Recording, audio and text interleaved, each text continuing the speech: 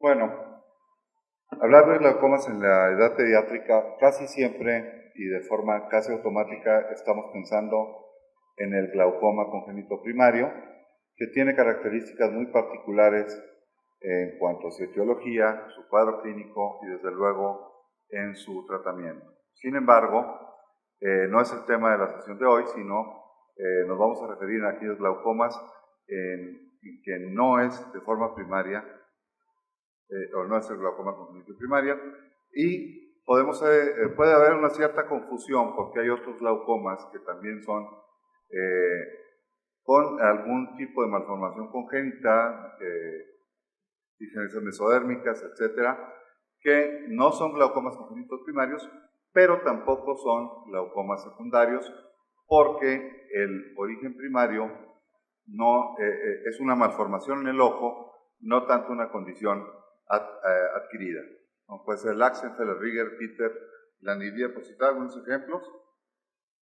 Tenemos un Axenfeld en que el eclerotoxon posterior es la característica principal, la aniridia, Peters, y tenemos uno que pudiéramos considerar un híbrido, porque es el Sturge-Weber, que si bien es una condición congénita, el mecanismo no necesariamente es de origen ocular, sino que puede considerarse que es una resistencia al flujo uvioescleral, por lo tanto, fuera de él la estructura ángulo-camerular.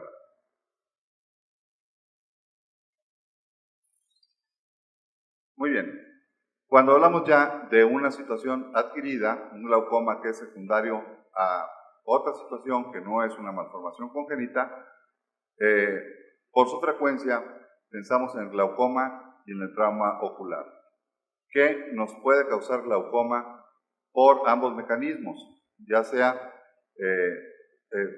en una forma aguda o en una forma crónica. En una forma aguda tenemos el típico traumatismo contuso que provoca un sangrado en la cámara anterior, un nivel de ifema, y este puede ser muy variable, como el que vemos en la fotografía, que es un ifema moderado, hasta la total bola 8, cuando tenemos totalmente llena de sangre la cámara anterior, y aquí el mecanismo pues, es prácticamente la obstrucción del flujo de humor acuoso por fibrina, por células hemáticas, y el manejo va a variar bastante de acuerdo al grado o a la severidad del sangrado. En casos como este, obviamente, la gran mayoría de los casos son manejados en forma médica y en algunas ocasiones, cuando tenemos la bola 8, la cámara anterior totalmente llena de sangre, pues puede llegar a considerarse la posibilidad de manejo quirúrgico con el drenaje de la sangre de la cámara anterior, sobre todo cuando tenemos cifras de presión intraocular demasiado elevadas o bien la posibilidad de tinción corneal. En forma crónica, después que hemos resuelto el evento agudo, el ifema, pues tenemos que buscar necesariamente la posibilidad de daño y cicatrización en el ángulo de la cámara anterior, lo que le llamamos el receso angular, que como dice en la diapositiva, tenemos que buscar una vez que ya resolvimos el problema agudo. Hay que aclarar que no todo el receso va a progresar a glaucoma, porque puede ser parcial y por lo general recesos de menos de 180 grados, pues por lo general puede no llegar a progresar a un glaucoma, pero sí tenemos que estar pendientes de la presión intraocular en un evento de estos, cuando hemos identificado que hay un receso angular, hasta 2 años después del traumatismo. Otras causas de aumento secundario de la presión intraocular en la edad pediátrica, pues son los tumores. Ahí mencionamos los principales tumores que pueden llegar a causar glaucoma en la edad pediátrica y me voy a referir por su frecuencia al retinoblastoma, que igualmente puede causar glaucoma por diferentes mecanismos, ya sea por una uveitis o por obstrucción del drenaje de humor acuoso por células tumorales o bien fibrina, que pueden llegar a provocar un bloqueo angular. En los casos de uveitis, Muy raramente, faltó mencionar nada más en el caso del retinoblastoma, muy raro que la masa tumoral llegue a empujar el cristalino hacia adelante y provocar un bloqueo mecánico. Eso es excepcionalmente raro, aún en tumores muy grandes. En el caso de la uveitis, también puede causar glaucoma por ángulo abierto, ya sea por las mismas células, aumento de la densidad en el humor acuoso y dificultad en el drenaje, o bien un ángulo cerrado por la formación de sinequias tanto anteriores como posteriores.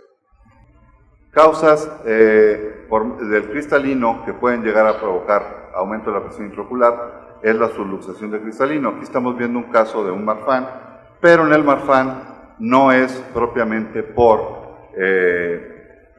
un bloqueo mecánico, sino que en el Marfan hay una malformación, en algunos casos, del ángulo de la cámara anterior, ya que la subluxación en los casos de síndrome de Marfan no es hacia adelante, sino es una luxación nasal y posterior. Pero en otros casos, como en la microesferofaquia, sí puede llegar, o en el lenticono anterior, puede llegar a ser un bloqueo mecánico por desplazamiento del iris hacia adelante y bloqueo de la cámara anterior.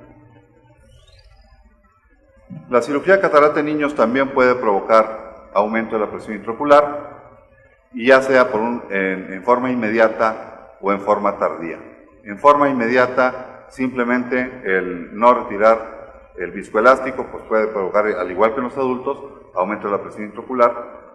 El dejar restos o masas también puede provocar aumento de la presión intraocular, así como la misma uveitis que va a provocar la gran inflamación, ya que la cirugía de catarata en niños provoca mayor inflamación que en los adultos.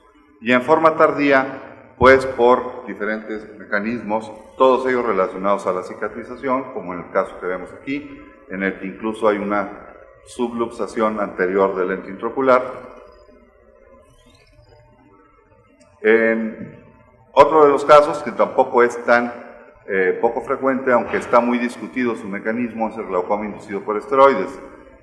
Siempre se ha dicho que hay una cierta predisposición del individuo a desarrollar glaucoma y que está la discusión de si puede o no provocar aumento de la presión intraocular el uso de esteroides.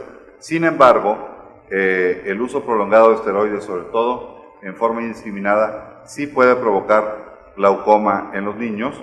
Aquí estamos viendo un caso de una queratoplastia penetrante, pero más frecuentemente lo hemos visto en casos de conjuntivitis alérgica, en los que por lo general uno prescribe los esteroides en forma controlada por periodos cortos, y a veces hay automedicación o uso excesivo de los mismos. ¿Cómo vamos a evaluar clínicamente un paciente que sospechamos que tiene un glaucoma en el caso de los niños? Desde luego, en casos lactantes, cuando se provoca el glaucoma, sí podemos ver el buctanos, cosa que en niños más grandes pues no lo vamos a ver. La opacidad corneal, también en el caso de recién nacidos, nos debe hacer sospechar un glaucoma de cualquier etiología. La presencia de pífora por la descompensación corneal que provoca, también es un dato que nos debe hacer sospechar la presencia de glaucoma, y desde luego también el ojo rojo. ¿Cómo vamos a explorar al paciente? Es recomendable en todos los casos la exploración bajo anestesia, desde luego la evaluación de la presión intraocular, la medición de los diámetros corneales y el examen de la excavación pupilar, y también el examen de la gonioscopía. El manejo, a diferencia del glaucoma congénito primario, cuyo tratamiento es eminentemente quirúrgico, en el glaucoma secundario el tratamiento médico tiene un rol mucho más activo, cuando menos en algunos de los casos en que la causa puede ser temporal, caso de inflamación, por ejemplo, o el caso de catarata. Si bien en algunos casos, como quiera, va a ser necesario el manejo quirúrgico.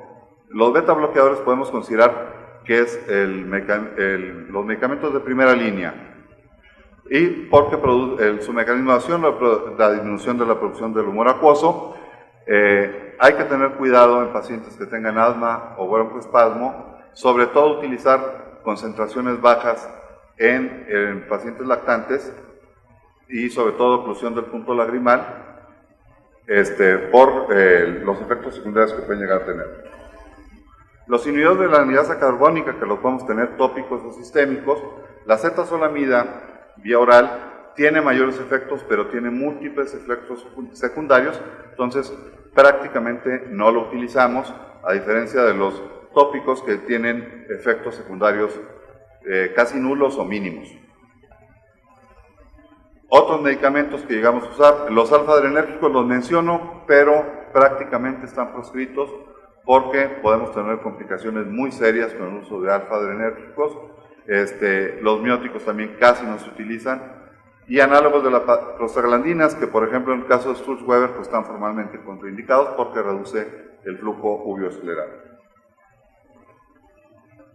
El manejo quirúrgico, pues a diferencia del glaucoma congénito primario que tiene la goniotomía, la trabeculotomía, aquí hay otros procedimientos que vamos a usar, que es los procedimientos filtrantes, los implantes valvulares, o bien los procedimientos ciclodestructivos.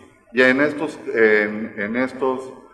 acompañando a estos tratamientos, sobre todo en el caso de los filtrantes, el uso de antimetabolitos pues también puede ser de utilidad, sobre todo en el caso de trabeculectomía. Bueno, en el caso de una válvula de Met. Creo que es la última. Muchas gracias.